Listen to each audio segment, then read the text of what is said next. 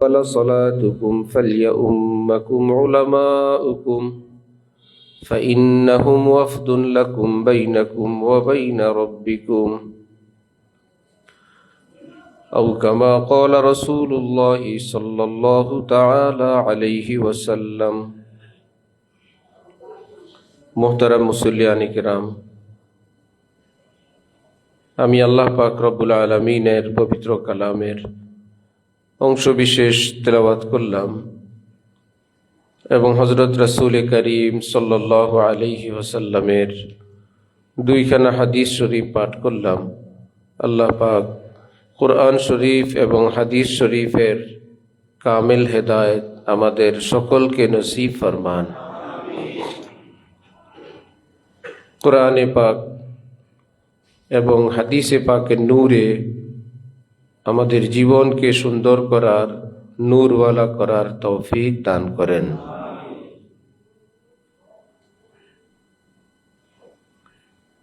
হযরত রাসূল করিম সাল্লাল্লাহু আলাইহি ওয়াসাল্লাম সর্বশেষ নবী। কিয়ামতের পরে, কিয়ামত পর্যন্ত নবীজির পরে আর কোনো নবী, কোনো রসুল আসবে না।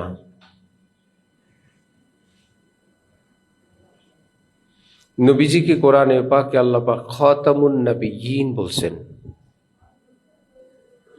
যে আপনি সর্বশেষ নবী, আপনি নবুয়তের মোহর।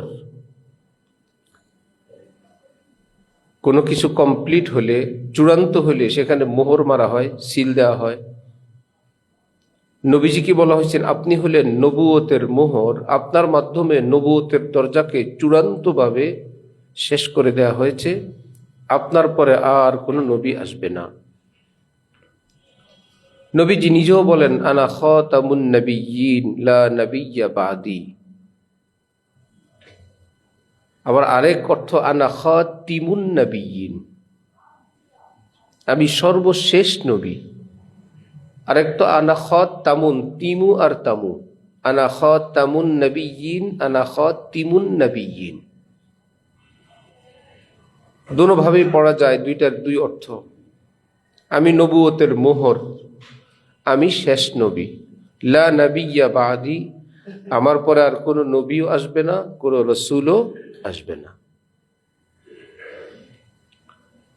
এটা মুসলমানের একটা গুরুত্বপূর্ণ আকীদা, যে যেমনই হোক, কেউ নবী দাবি করুক, রসুল দাবি করুক, এটা যে করবে সে যেমন কাফের, তার যারা অনুসরণ করবে তারাও কাফের। এমনকি যারা অনুসরণ করে না, এই কথাটা বিশ্বাস করবে সে একজন নবী, তার জায়গায় সে আছে, আমি তার অনুসারী না, কিন্তু সে একজন নবী। যে দাবি করবে সেও কাফের, যে অনুসরণ করবে সেও কাফের, যে সমর্থন করবে সেও কি? বহুত মুশকিল মাসআলা। দূর থেকে যে আমরা তাদের কিছু না, তাদের তারা করে, সেও কাফের। ইসলাম হলো কিয়ামত পর্যন্তের জন্য। নবী আসা শেষ হয়ে গেল এখন থেকে 1500 বছর আগেই। আমাদের নবীজি এখন থেকে প্রায় 1500 বছর আগে দুনিয়া থেকে বিদায় নিয়ে গেলেন এবং বলে গেলেন আর নবী আসবে না।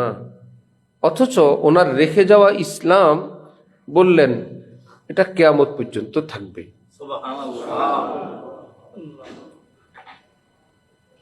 তাহলে এই ইসলামের দেখাশোনা করবে কে? কাদের কাছে থাকবে? কোথায় থাকবে? নবী থাকলে ইসলাম নবীর কাছে থাকে। নবী যখন নাই, এই ইসলাম কার উপর নির্ভর করে, কার কাছে থাকবে? নবীজি বলে গেলেন আল উলামাউ ওয়ারাসাতুল আম্বিয়া। আমি চলে গেলাম, আমি চলে যাব, আমার এই পূর্ণ যেটা আমার কাছে আছে কিয়ামত পর্যন্ত সেটা হক্কানি আলেমদের কাছে থাকবে।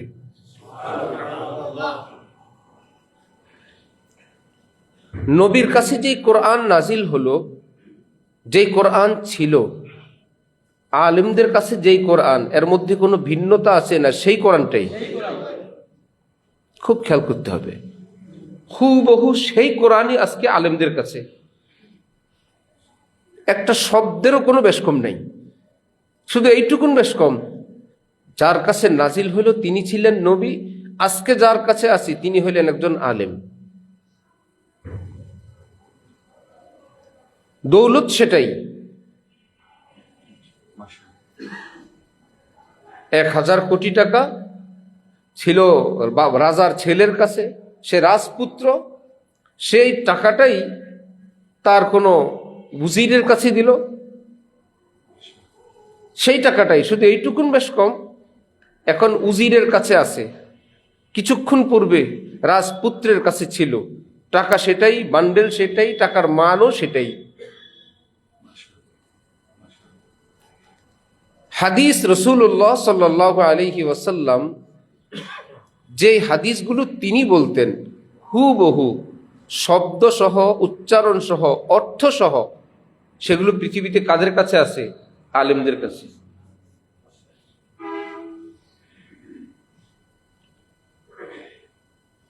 কারো মনে সন্দেহ আসতে পারে, আমরা তো জানি কোরআন কোরআনের ভিতরে আছে, কাগজে কলমে লিখিত আছে, হাদিস তো বুখারী মুসলিম তিরমিজিতে আছে, আলেমদের কাছে কি? কোরআন হাদিসে আছে সব, আলেমদের কাছে কোরআন হাদিসে যে অংশগুলো কাগজে কলমে লিখিত আছে সেটা আছে ঠিক, কিন্তু এর মূল পাহারাদার, মূল সংরক্ষণ আল্লাহ পাক আলেম ওলামাদের বুকের মধ্যে, এক বুক থেকে আরেক বুক, এক সিনা থেকে আরেক সিনা, নবীজি থেকে এই পর্যন্ত আল্লাহ এটাকে এভাবে হেফাজত করে আসছেন।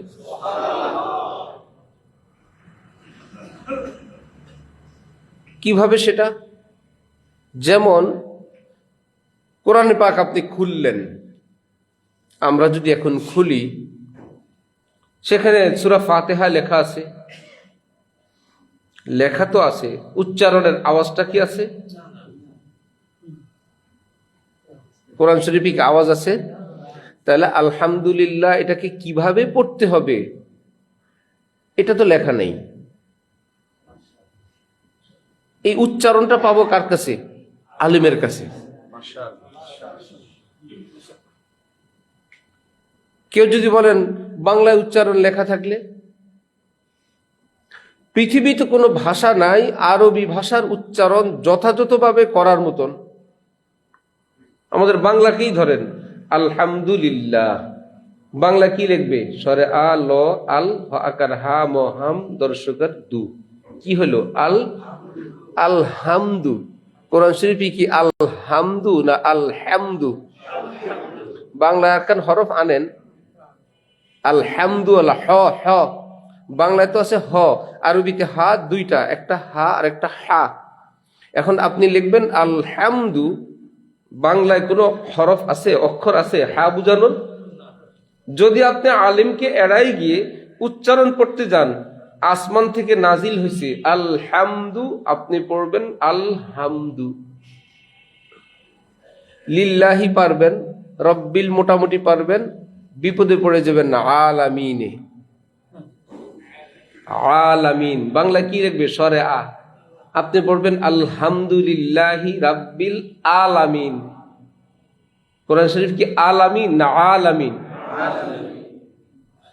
অনেক বেশ কম অর্থ। শুধু লেখা থাকলেও পড়া যাবে না, লেখার উচ্চারণও যদি লেখা থাকে নিচে তাও পড়া যাবে। তো কি করব এটা? এই জন্য কোরআন শরীফের ব্যাপারে নিয়ম হলো, আমরা কি বলি? কোরআন তেলাওয়াত বলি না শব্দটা? তেলাওয়াত শব্দ আর কোরআন পাঠ করা, পড়া, এর মধ্যে একটু বেশ কম আছে। বেশ কমটা হলো রাত্তিলিল কোরআনা তারতিলা, কোরআন তেলাওয়াত করতে হবে ঠিক যেভাবে আল্লাহ পাক হযরত জিবরিল আমিনের মাধ্যমে নাজিল করলেন, যেই উচ্চারণে, সেই উচ্চারণ ফলো করে, অনুসরণ করে পড়ার নাম তেলাওয়াত। লেখা তো আছে, পড়া যায় না।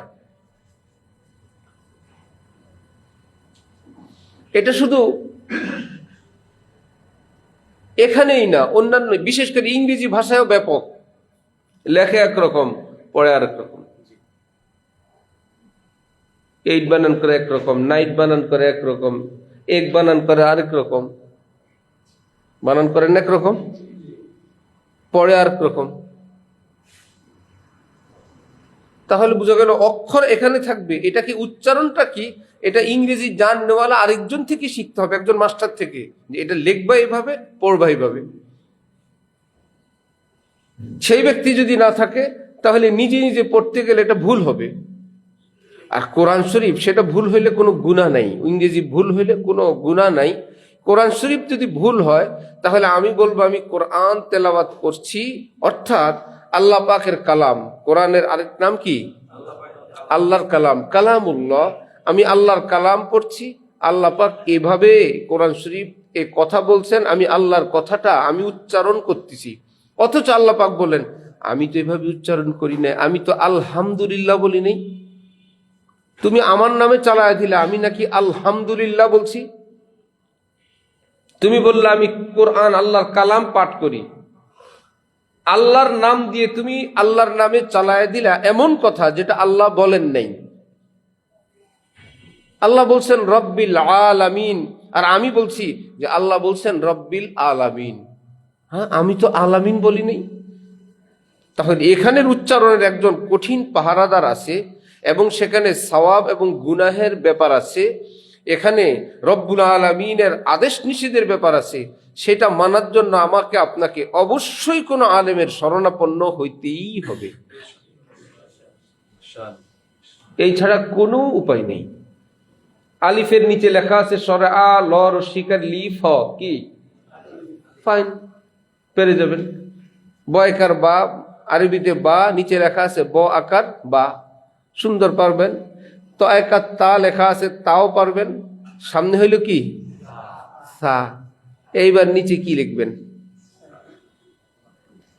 যদি চ দিয়া লেখেন তাহলে হবে চা, আর যদি ছ দিয়া লেখেন হবে ছা, যদি দন্ত স দিয়া লেখেন হবে কি সা অথবা সা। কিন্তু সা যেটা আসমানি হুরুফ, সেটা কি হবে? বাংলায় কোনো হরফ আছে? ইংরেজিতে আছে? পৃথিবীর কোনো ভাষায় নেই। সা, আলিফ বা তা, তারপরে উস্তাদজির কাছে যাওয়া লাগবে, উস্তাদজি বলে দিবেন সা, জিব্বার আগা দাঁতেরও আগা সা।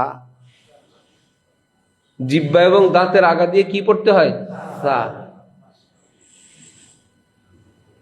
কিছু শুদ্ধ, কিছু ভুল, কিছু হয় কিছু হয় না।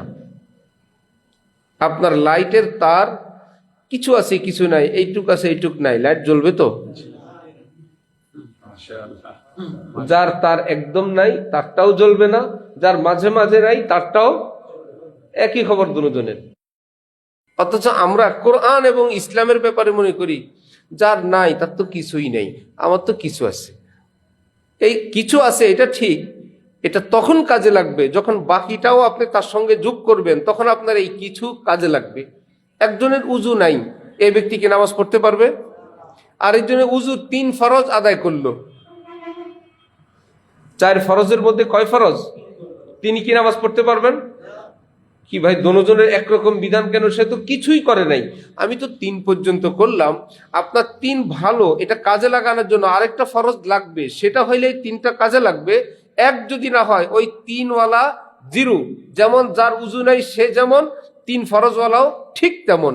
3 ফরজওয়ালার একটু এইটুকুন যে আমার 4-এর মধ্যে 3 আছে, আরো এক যদি হয় এটা কাজে লাগবে, আর না হলে এই 3 কাজে লাগবে না। যাদের কাছে দিন কিছু আছে, কোরআন শরীফের কিছু উচ্চারণ আছে, আপনি খুশি হওয়ার কোন সুরত এখনো দিন আসে নাই, এখনো খুশির দিন আসে নাই। কিছু আছে, এটা খুশি এই জন্য, আর অল্প কিছু হইলে আমারটা কাজে লাগবে, আমারটা শুদ্ধ হবে, তখন খুশির। আর যদি মনে করেন কেউ তো মোটেও পারে না, আমি তো পারি, আপনার নাম সহি শুদ্ধ তেলাওয়াতওয়ালাদের কাতারে এখনো আসে নাই। দুনিয়া নিয়ে আমরা খুশি হই না, আরো চাই। আরো চাই, আরো অনেক চাই। সব বিষয়ে, ব্যবসা বলেন, পোশাক বলেন, সুস্থতা বলেন, হায়াত বলেন, নাজ নেয়ামত বলেন, কেউ নাই 10 বছর আগের অবস্থায় এখন খুশি। আমি 10 বছর আগে যা ছিলাম, আমি আল্লাহ পাকের কাছে বলছি, আল্লাহ আমি এই নিয়ে আমি খুশি। কেউ নেই। বরং আল্লাহ আপনি আরো দেন, আরো নাজ নেয়ামত দেন। এবং সব সময় চৌকান্না, কোথায় কিভাবে একটু অগ্রগতি অর্জন করা যায়। অন্যরা কথা বলে, ডাইন বাম থেকে একটু শুনে উনি রেডি হয়ে গেছে ওই ব্যবসা করার জন্য, ওনাকে বলেও নাই, উনি শুনছে, দুইজনে কথা বলে, বাড়িতে গিয়া টাকা পয়সা জোগাড় করতেছে। কি ব্যাপার? পাশ থেকে খবর পাইছে, এই খবর, রেডি হয়ে গেছে। দুনিয়ার ব্যাপারে এতটা চৌকান্না, অথচ দিনের ব্যাপারে আমার আপনার সূরা, কেরাত, ফাতেহা, নামাজ এখন থেকে 10, 20, 50 বছর আগে যেমন ছিল, কারোটা তেমন আছে, কারোটা ওইটুকুনো নাই। নিজেই বলে, আমি তো আগে কোরআন তেলাওয়াত পারতাম, এখন ভুলে গেছি। আমি তো শুরুতে নামাজ পড়তে পারতাম হুজুর, সব পারতাম, আমি আজান পারতাম, ইকামত পারতাম। আমার মসজিদে বাবার সাথে দাদার সাথে আমি যেতাম, স্কুলে পড়তে আমি আমার স্কুলের আমি ইমাম ছিলাম। মহিউসুন্নাহ শাহ আবরারুল হক সাহেব রহমতুল্লাহ আলাই বলতেন, আমার ভাই, बाड़ी बढ़िया हो, गाड़ी बढ़िया हो, पान बढ़िया हो, पानदान भी बढ़िया हो, अल्लाह का दीन घटिया हो, क्या ये इंसाफ है? আমার বাড়ি উন্নত, গাড়ি উন্নত, পান উন্নত, সুপারি জর্দা উন্নত, পান দানটাও উন্নত, আর আমার কাছে আল্লাহ দিন যেটা আছে একদম নিম্নমানের, একদম অচল একটা দিন আমার কাছে আছে। আর বাকি জিনিসগুলো আমার দামি দামি, কাপড় চোপড়, মোবাইল, খাওয়া দাওয়া, আমার সবকিছু রুচিসম্মত, কমপক্ষে সই চলে যায়। এটা তো সবার কাছে আছে। দিন কেটে যায়, এমনটা সবার কাছে আছে না? কোন মুসল্লি কি এমন বলতে পারবেন আমার ঘরে এক বেলা ভাত রান্না করবে এক মুঠ, এমন পাতিল নেই? পারবেন কেউ? এক মুঠ ভাত পাকাবে ওই পাতিল নাই, এরকম কারো কারো ঘর আছে?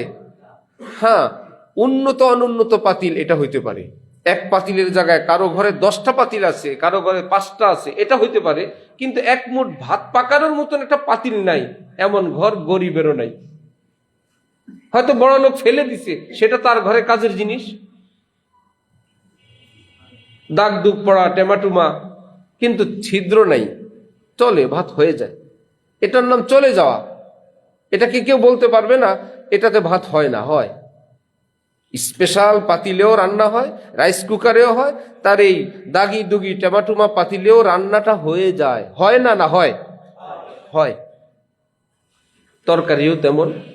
মাথা কারো দেশি বিদেশি অনেক উন্নত তুলা, আরো কত ফাইবার, কত কিছু, কত মেডিকেল বালিশ আছে কারো কতজনের, ঘাড় ব্যথা, মাথা ব্যথা সুস্থতার জন্য। আর একটু নিচে নামলে কারো একদম অরিজিনাল শিমুল, কারো মিক্স, কারো গার্মেন্টস। গরিবের ঘরে দিকে দেখা যাবে কিছুই নাই, কাপড় চুপড় পুরানা, এটা সেটা ভরে একটা বালিশ বানাইছে, মাথাটা উঁচু করে একটু রাখতে হয়। তার কি রাত কেটে যায় না? এটার নাম চলে যাওয়া, হয়ে যাওয়া। কেউ বলতে পারবে না আপনার মাথা উঁচু হয় না, একটু উঁচুতে মাথা রাখা দরকার। হ্যাঁ, উঁচুতে আছে তো, হয়ে যায় তো। দুনিয়ার ব্যাপারে কেউ চাই না যে কোন রকম একটু হইলেই হবে, সেটাকে আরো মডিফাই, আরেকটু উন্নত, আরেকটু আরামের বালিশ যদি হইতো। কারো বাড়িতে গিয়ে শুইলে, আল্লাহ এটা কি বালিশ, এত আরাম, মাথা লাগাইলে ঘুম আসে, এটা কি জিনিস, এটা তো আমার দরকার। কোনোদিন কি কোনো আলেমের কোরআন তেলাওয়াত শুনে একটু কি মনে হয় না এই তেলাওয়াতটা তো আমার দরকার,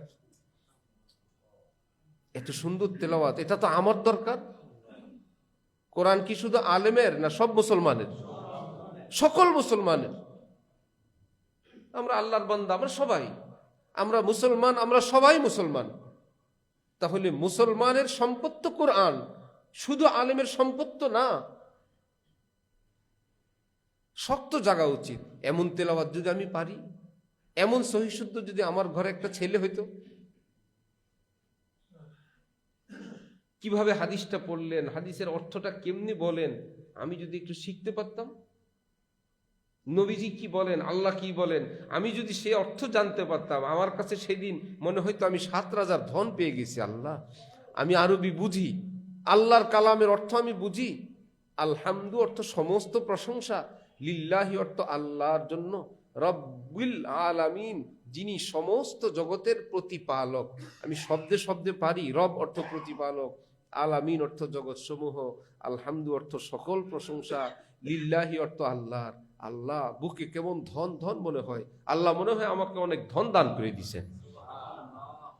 ইমাম মুসলিম মাঝে মাঝেই বলতেন, আইনা আবনাউল মুলুক মিন হাদিহিল লাজ্জাত, কোথায় রাজারা, রাজপুত্ররা, এই স্বাদ আনন্দ কি তোমরা জীবনে পেয়েছো? আমি হাদিসে নববীর মধ্যে যেই মজা পাই, তোমরা তোমাদের সেই রাজমুকুটের ভার ওজন নিয়ে চতুর্দিকের সিকিউরিটির বেষ্টনীর ভিতরে তোমরা সেখানে স্বাদ অনুভব করো, আর আমি আমার নবীজির বাণী পড়ি, মর্ম পড়ি, বুঝি, আমার বুকটা ধনে ভরপুর হয়ে যায়। আইনা আবনাউল মুলুক, কোথায় রাজার ছেলেরা, রাজপুত্ররা, মিন হাযিহিল লাজ্জাত, এই স্বাদ আনন্দ কি তোমাদের আছে? একজন আলেম ফ্যামিলির বাচ্চারা আলেম, মা দিন ভক্ত, রোজার মাঝামাঝিতে তারাবিতে খতম শেষ, তাহাজ্জুদেও খতম শেষ, আউয়াবিনেও খতম শেষ। তারাবিতে 2 পারা পড়ছে, মাগরিবের পরে আবার 2 পারা দিয়া আউয়াবিনের 6 রাকাত আবার খতম, তাহাজ্জুদে আবার খতম। 2 পারা পড়বে ছেলেরাই, ওই আলেম এবং তার ছেলেরা। আজকে 1-2 পারা, তো 1-2 পারা ফার্স্ট পড়লো মাগরিবের পরে আউয়াবিনে 6 রাকাতে 2 পারা, একটু পরে তারাবির 20 রাকাতে ওই 2 পারা, একটু পরে আবার তাহাজ্জুদে দাঁড়ায় ওই 2 পারা। অনেক যুগের আগের গল্প বলছি না, এই রমজানের গল্প বলছি। জি, মনে হয় এটা আগের যুগের সাহাবীদের যুগের খবর। যেদিন খতম হলো, ছেলেরা ভাবলো যে একটু রিল্যাক্স নেই, খতম শেষ হয়েছে আলহামদুলিল্লাহ। সেদিন আর নামাজ জন্য তারা ওইভাবে প্রস্তুত না। পাশের রুমে কান্নার রোল কি, এক রুমে মা কাঁদতেছে, আরেক রুমে বাবা কাঁদতেছে। আমার ছেলেরা কোরআন শরীফ ছেড়ে দিছে, এত মজার তেলাওয়াত হইতো, এখন খতম হয়েছে আর পড়বে না, রোজা তো রয়েছে, কোরআন শরীফ খতম হয়েছে, এতে কি হয়েছে? আমার ছেলেরা গাফিল হয়ে গেছে, কোরআনের কোনো কদর নাই তাদের মধ্যে, রমজানের কোনো কদর নাই।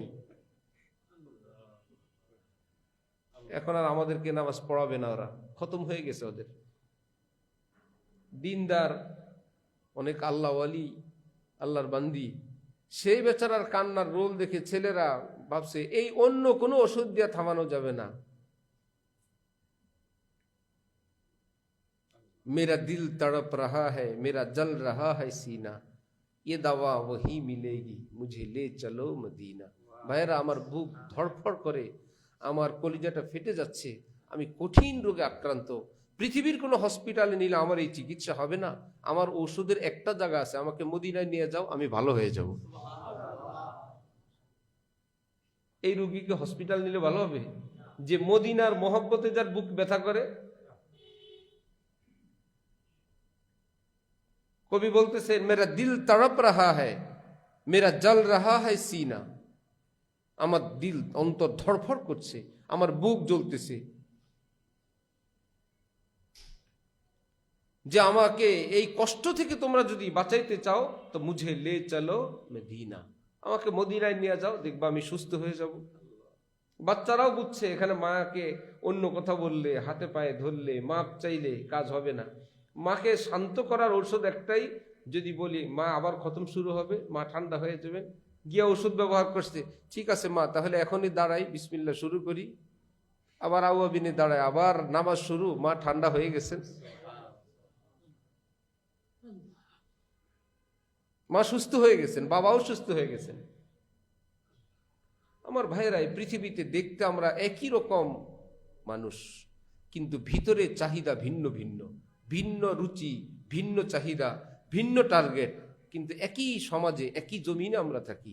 ডক্টর ইকবাল বলেন যে দেখতে দেখতে তো এরকম আকাশে চিল পাখি এবং শকুন একই রকম লাগে, কিন্তু প্রত্যেকের টার্গেট ভিন্ন ভিন্ন। চিল পাখি তালাশ করে তাজা খাবার কোথায় আছে, শকুন তালাশ করে মুর্দা লাশ কোথায় আছে। মাটি থেকে দেখলে মনে হয় উভয় আকাশে উড়ে, উভয়টা একই শূন্যে উড়ে, কিন্তু প্রত্যেকের টার্গেট কি একরকম না ভিন্ন ভিন্ন? আমরাও একই জমিনে থাকি, একই সমাজে বাস করি, একই রকম আমাদের হাত পা বডির ডিজাইন, কিন্তু কেউ তালাশ করে ইস আমি যদি এইরকম কোরআনওয়ালা হইতে পারতাম, আমি যদি কোরআনওয়ালার একজন অভিভাবক হইতে পারতাম, একজন মা বাবা হইতে পারতাম, দাদা নানাও যদি হইতে পারতাম, আমি যদি একটু কোরআন সহি শুদ্ধ পড়তে পারতাম, আমি যদি একটু আজান পারতাম, আজান আমি যদি সহি শুদ্ধ একামত দিতে পারতাম, মুয়াজ্জিনকে বলতাম আজকে আমি একামত দেই হুজুর, জীবনে কত একামত শুনলাম, এটা কি অনেক কঠিন কাজ? ভাইয়েরা বলেন না, একামত দেওয়াটা কি অনেক কঠিন কাজ? কেন আমরা একামতটুকুন কেন পারি না? মুয়াজ্জিন সাহেব মাইক ঠিক করবেন, সাউন্ড, একজনকে বলবে একামত দেন, হ্যাঁ আমার সামনের কাতারের মুসল্লি, এগুলো সবাই পারে একামত। একামত কি মুয়াজ্জিনের সম্পদ না মুসলমানের সম্পদ? একা একা নামাজ পড়লেও যে একামত দেওয়া সুন্নত জানেন? যখন একা নামাজ পড়বো তখনও একামত দেওয়া সুন্নত। যে একা জামাত পাই নাই, ফরজটা পড়বো একা একা, ঠিক আছে, আল্লাহু আকবার আল্লাহু আকবার আল্লাহু আকবার, একামত দিয়ে তারপরে নামাজে দাঁড়ানো। আমরা মনে করি তো জামাতে, এটা মসজিদে যখন হয় এটা ইমাম সাহেব এবং মুয়াজ্জিনের জিনিস। অন্যান্য ধর্মের ধর্মীয় সম্পদ থাকে তাদের ধর্মগুরুদের কাছে, আর মুসলমানের নিয়ম হলো সর্বনিম্ন মুসলিম হয়ে চলার মতন ইসলাম এটা থাকবে সকল মুসলমানের কাছে। যেমন যেটা আমি পাতিলের কথা বলছিলাম, বালিশের কথা বলছিলাম, সকলে আছে কি না? কেউ কি আছেন প্রতিদিন ঘুমানোর আগে আরেক ঘর থেকে বালিশ ধার করে নিয়ে আসেন? প্রতিদিন রান্না করার সময় আরেক ঘর থেকে পাতিল আনেন? প্রতিদিন তরকারি উঠানোর জন্য আরেক ঘর থেকে চামচ নিয়ে আসেন? কেউ আছেন? যেখানে মশারি দরকার তাদের একটা মশারি আছে, গিয়ে দেখবেন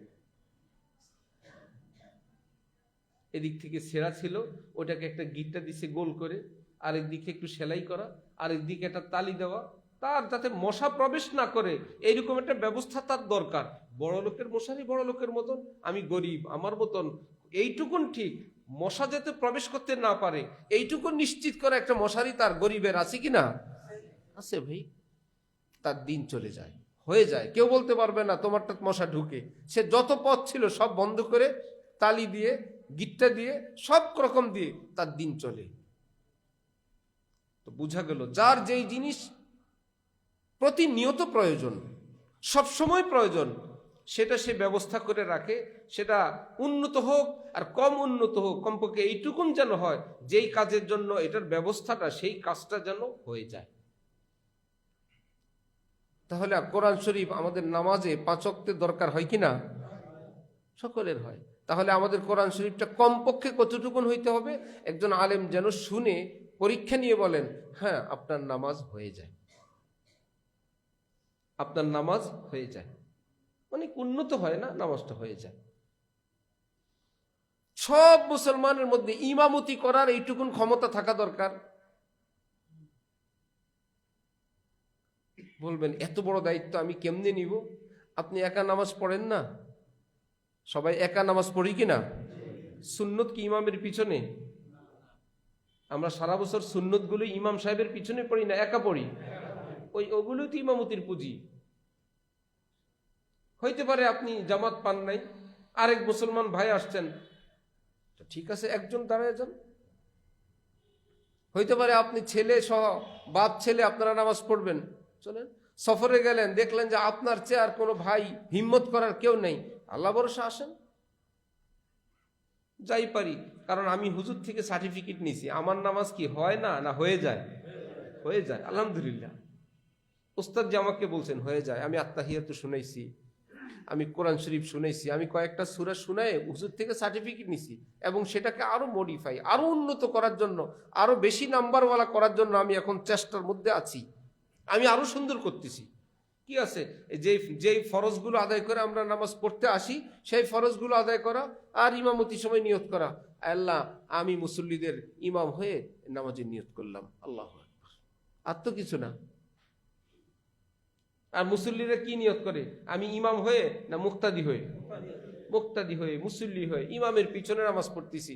এটা বলা লাগবে না দাঁড়ায় দাঁড়ায়, মুখে মুখে একটু দাঁড়ায় আছি, আল্লাহ আমি ইমামের পিছনে জুমার নামাজ আদায় করতেছি, বলতে হয়। নিয়ত কি মুখের কাজ না অন্তরের কাজ? সেখানে মেন অফিস, হেড অফিসে থাকলেই হলো। তাহলে बाड़ी बढ़िया हो, गाड़ी बढ़िया हो, पान बढ़िया हो, पान दान भी बढ़िया हो, अल्लाह का दीन घटिया हो, क्या यह इंसाफ है? সবকিছু আমার উন্নত এবং দিন দিন আরো উন্নত, আরো সুন্দর।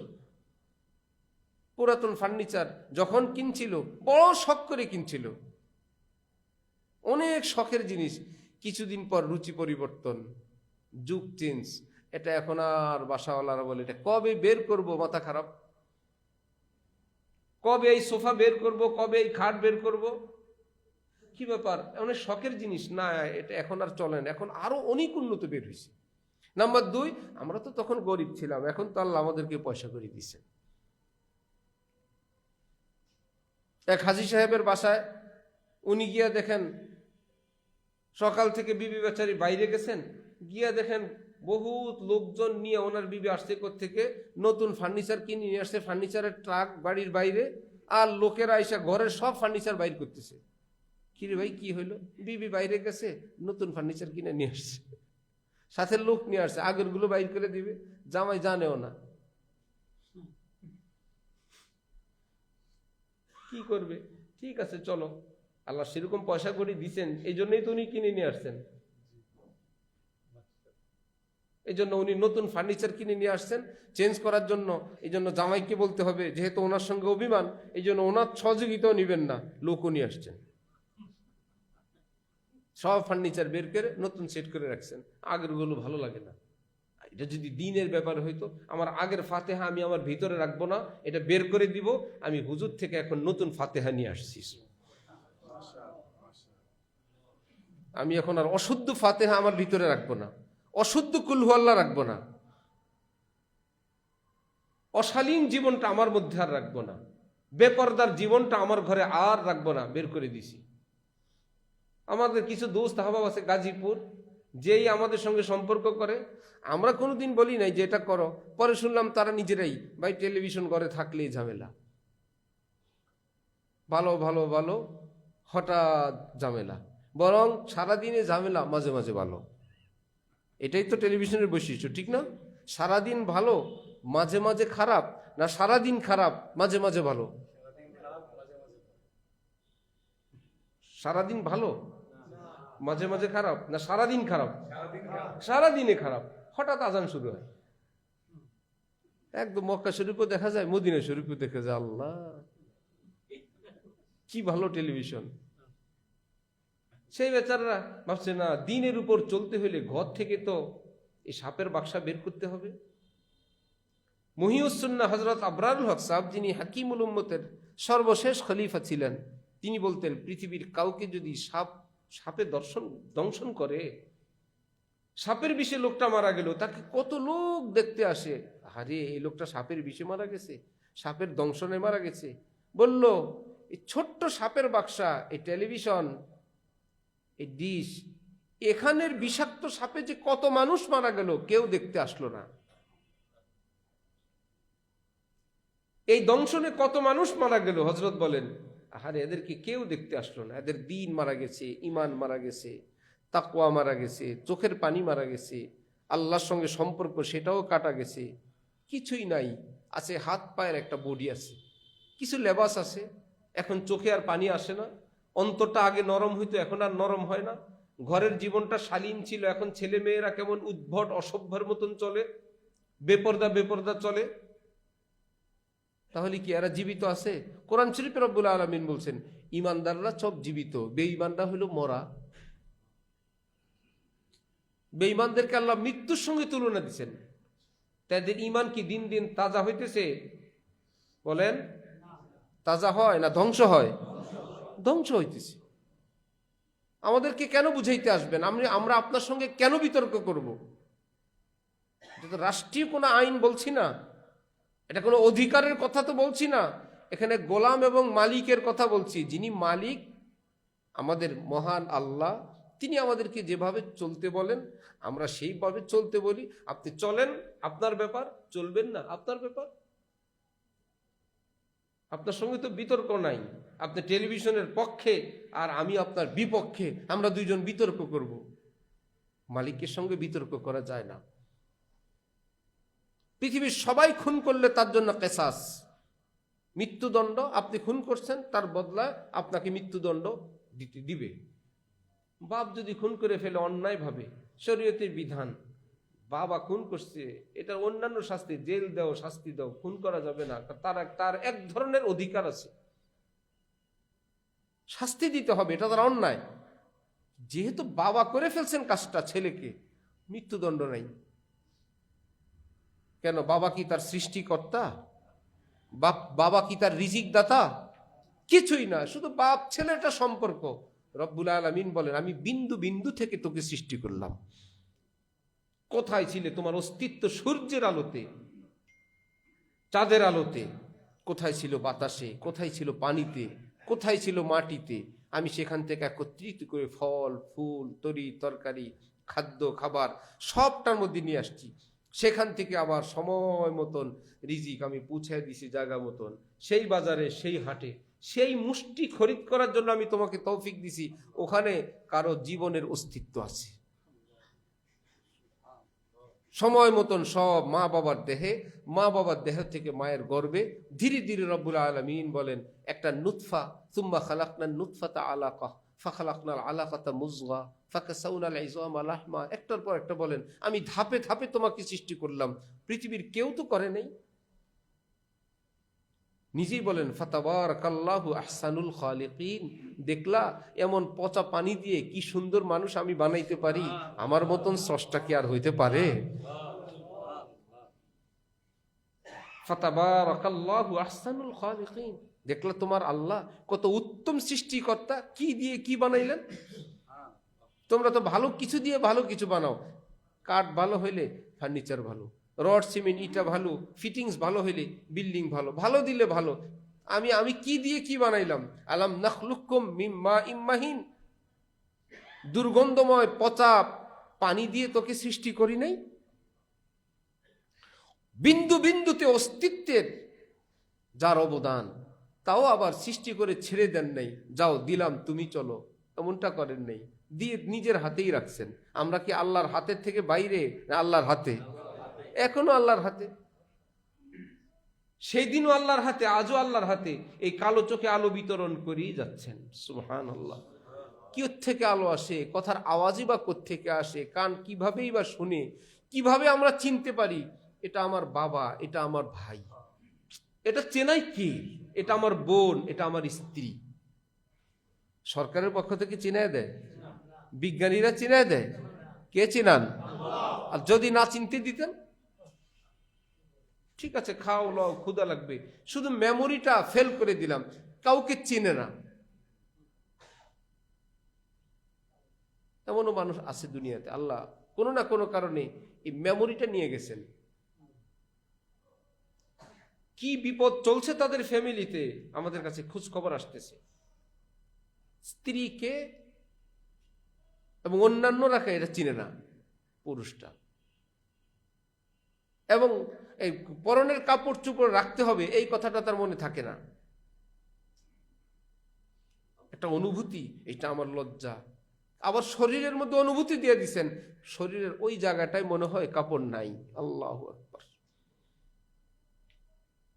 সেটা আবার ব্রেনে আসলো কিভাবে, মাথায় আসলো কিভাবে?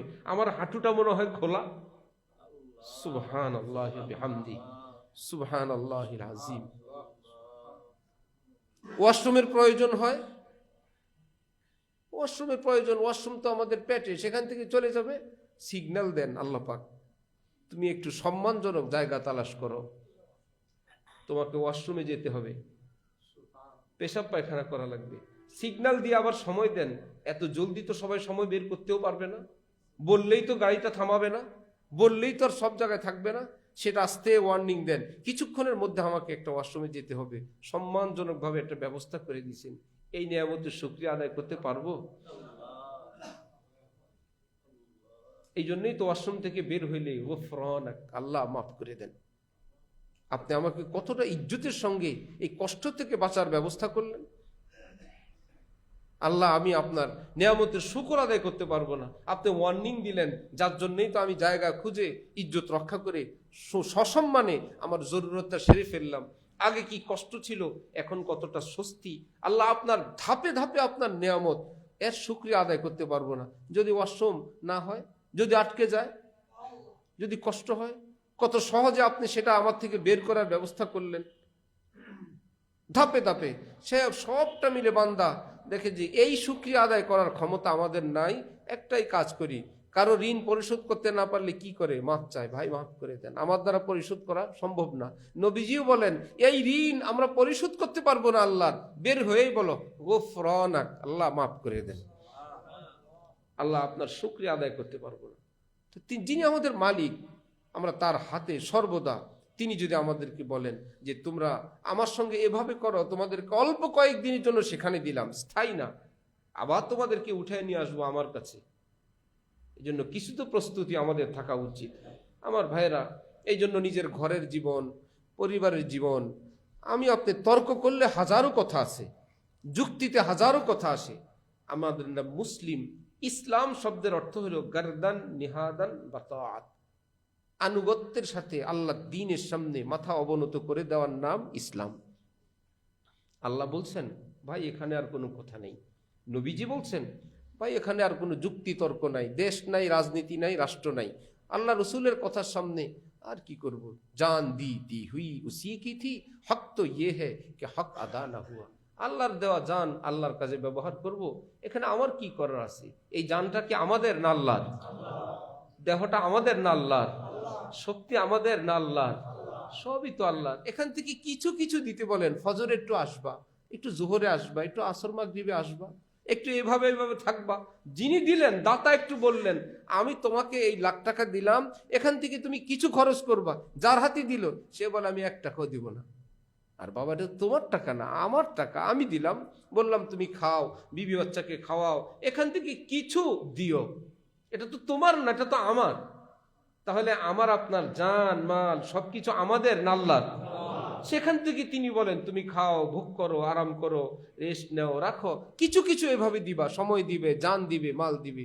এইটুকুনো যদি দিতে না পারি, আমার ভাইরা, এর চাইতে অসভ্যতা, অভদ্রতা, নিচুতার কিছু নেই। আল্লাহ আমাদেরকে সহিভাবে দিন বুঝার তৌফিক দান করেন। যে যেখানে আছি, যে যেই পাটে আছি জীবনের, বিবাহিত হই, অবিবাহিত হই, অভিভাবক হই, মালিক হই, কর্মচারী হই, নিজের দিন আমাদের সকলের জন্যই মেরামত করা, উন্নত করা জরুরি। আল্লাহ আমাদের সকলকে তৌফিক দেন, আমাদের ঘরের মানুষ, বিবি বাচ্চাদেরকেও তৌফিক দান করেন। ও আখির